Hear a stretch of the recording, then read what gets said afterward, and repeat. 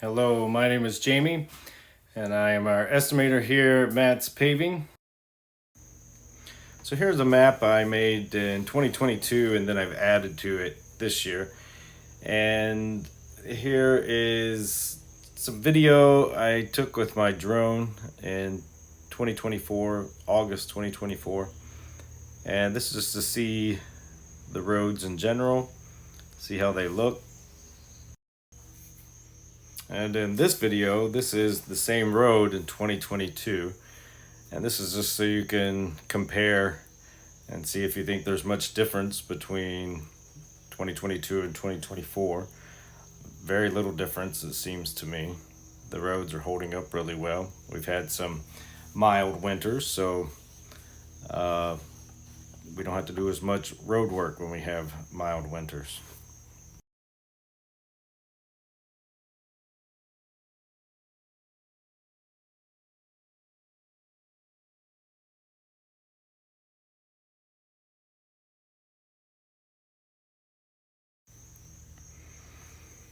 And here we're coming up on the roughest part in the community right now. And this should be the roughest road in the community because it's most likely the most traveled road in the community. And it has trucks carrying big excavators going down it, obviously. But this is the roughest part in the community. The road has a significant graininess to it, and there's not a lot of potholes that are appearing just yet, but it is more grainy. So this is the primary area of concern, according to my professional opinion.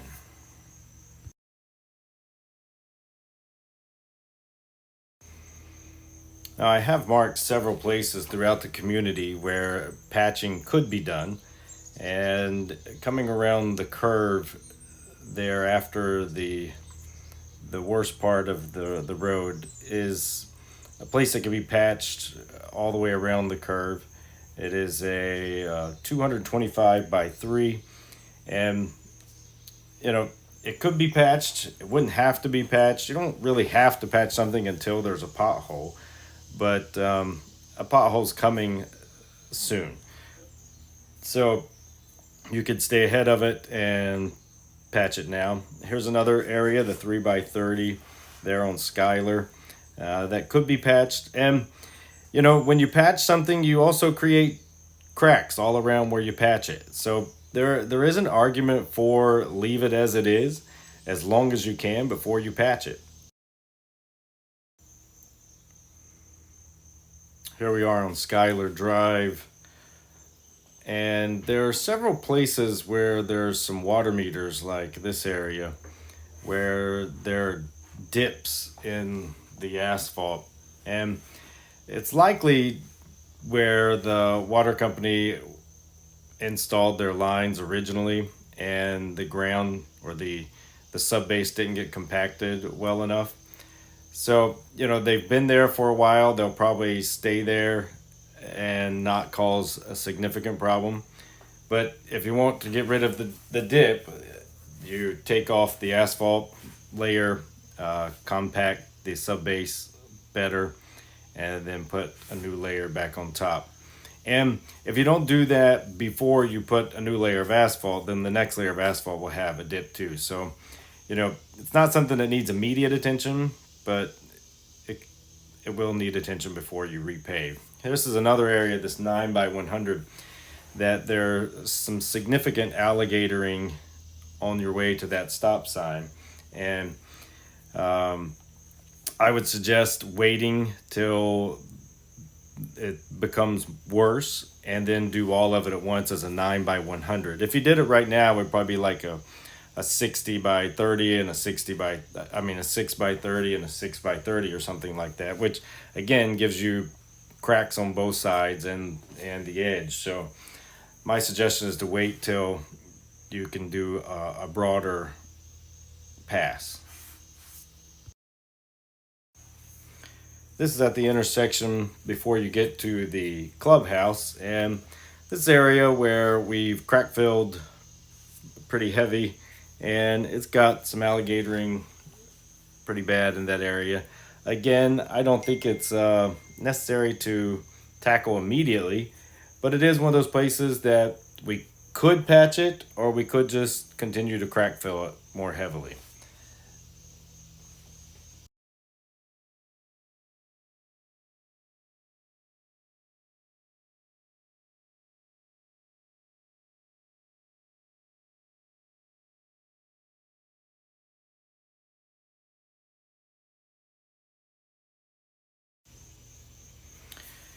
Here on the other side of the community, there's an area as soon as you come in that is in need of a patch. It already has some version of a patch in it, but it's one of the most obvious places that we could uh, fix immediately.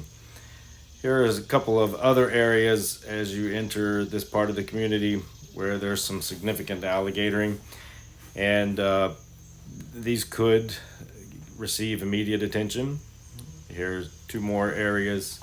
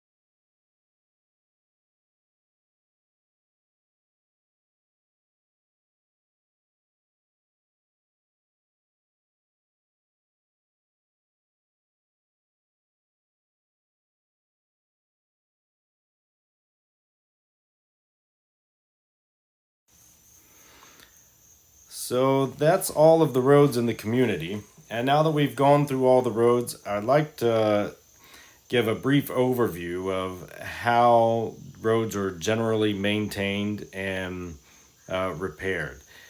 And they do have to be maintained and repaired. It's kind of more like flying an airplane than it is like uh, building a house. You know, once you build your house, it's kind of good for a while. A road is constantly degrading, and that's the case because of the weather and the freeze thaw cycle.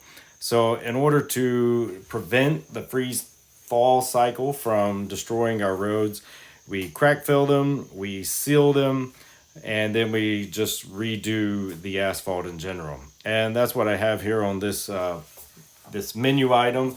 I like to think of this as if you're going to McDonald's and you're thinking about what you're going to order. If you're going to Matt's Paving, this is what you would think about you were going to order. And I do want to make it known that this is not an extensive list, but this is for sure the most tried and true methods. There are new ideas out there, and maybe they're better. But if they are better, they're not the kind that the industry has gotten skilled at performing just yet. So this is the tried and true method. So you can crack fill. We have several customers that only crack fill their parking lots and roads, and that makes good sense. And then lots of times for the big businesses that own something like a shopping center, they sell it as much as they can before they repave it, because repaving is such a big expense. As you can see here, to redo all of the roads with an overlay, which is adding 2 inches on top, is around $465,000. Some places where the roads have crumbled, you can't just put 2 inches on top. You have to actually mill it out and put it back, which would run about $700,000. And so, one of the reasons we maintain our roads is to avoid paying that big cost of paving. So, that's why we do the crack fill, and that's why we do sealer. So, if we divided up the subdivision into 4 different sections or 5 different sections, we could do about 79,000 square foot each year, and that runs about $11,000 to do that. It's also good to do some patching. And you think of doing 2,500 square feet of patching, and that should run you about $12,500. And that's kind of what you should expect every 2-3 years, is that you're going to have that much patching with a road that's 20 years old or so, maybe even 15 years old.